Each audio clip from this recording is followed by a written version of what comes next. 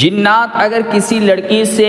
محبت کرنے لگے، کسی لڑکی پر عاشق ہو جائے تو اس کی نشانی کیا کیا ہے، آج اسی ٹاپک پہ بات ہونی ہے۔ چونکہ ایک خواتین میرے پاس آئی اور کہنے لگی کہ مولانا صاحب میں جب سوتی ہوں تو مجھے یہ احساس ہوتا ہے کہ میرے بغل میں کوئی لیٹا ہوا ہے۔ کبھی کبھار ہمیں ایسا بھی محسوس ہوتا ہے کہ میرے ناف کے نیچے کافی جلن ہوتی ہے، کافی درد محسوس ہوتا ہے، بدن میں بہت کمزوری محسوس ہوتی ہے، بدن تھکا سا محسوس ہوتا ہے۔ تو میں نے لوگوں سے جب یہ واقعہ بتایا تو لوگوں نے کہا کہ آپ کے ساتھ جنات ہم بستری کرتا ہے، یہاں تک کہ مجھے انزال بھی ہو جاتا ہے، یعنی یہ کہہ لیا جائے کہ وہ ڈسچارج بھی ہو جاتی ہے۔ جس طریقے سے مرد حضرات ہم بستری کرتے ہیں تو جس طریقے سے مرد ڈسچارج ہو جاتا ہے،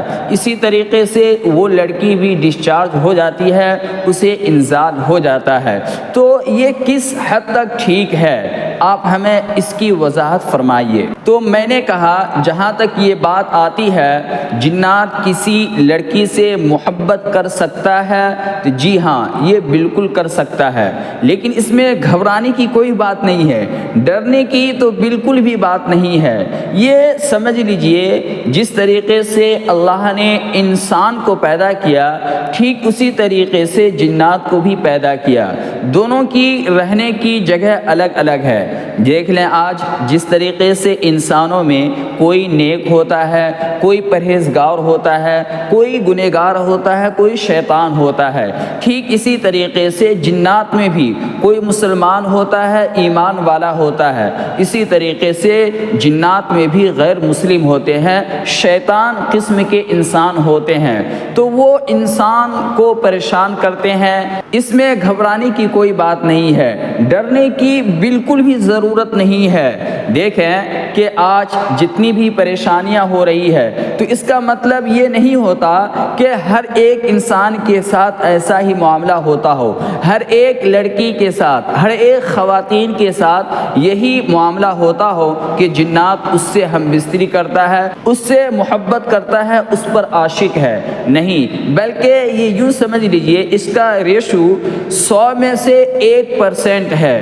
100 میں سے 1% ہے، یہ زیادہ تر نہیں ہے۔ ایک نشانی تو یہ ہو گئی میں نے جیسا واقعہ بتایا، ایک نشانی یہ بھی ہے کہ اگر آپ کو کبھی ایسا محسوس ہو کہ بدن کافی بھاری محسوس ہو رہا ہے اور کافی حد تک ہمیں اپنے بدن میں کمزوری محسوس ہوتی ہے تو سمجھ لیجئے آپ کے ساتھ جنات ہم بستری کرتا ہے۔ اگر آپ لوگوں کے ساتھ ایسا معاملہ ہوتا ہے تو اس کو دور کیسے کریں، آپ اس کو بھی سمجھ لیں۔ دیکھیں اگر کسی خواتین کے ساتھ، کسی بہن کے ساتھ اگر ایسا معاملہ پیش آئے تو اسے چاہیے کہ سورہ بقرہ کی آخری آیت اور آیت الکرسی اور اس کے بعد قل اعوذ برب الفلق، قل اعوذ برب الناس یہ پڑھ کر دم کر لے، انشاءاللہ وہ صحت یابی ہو جائے گی، اس پر سے جتنے بھی جناتی اثرات ہیں وہ سارے دور ہو جائیں گے۔ سب سے پہلی بات یہ سمجھیں کہ ہم اپنے دل سے ڈر اور خوف کو نکال دیں،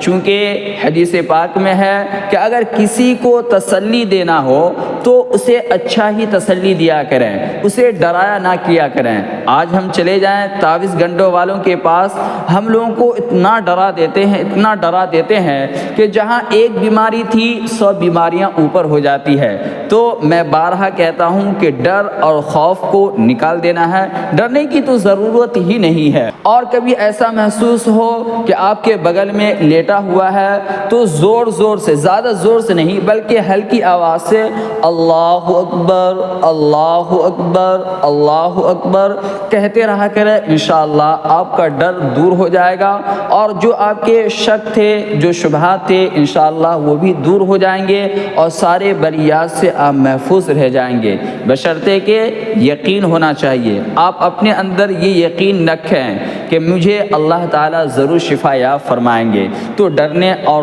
خوف کی کوئی بات نہیں ہے۔ دعا کریں اللہ تعالیٰ ہم سبوں کو عمل کرنے کی توفیق عطا فرمائے۔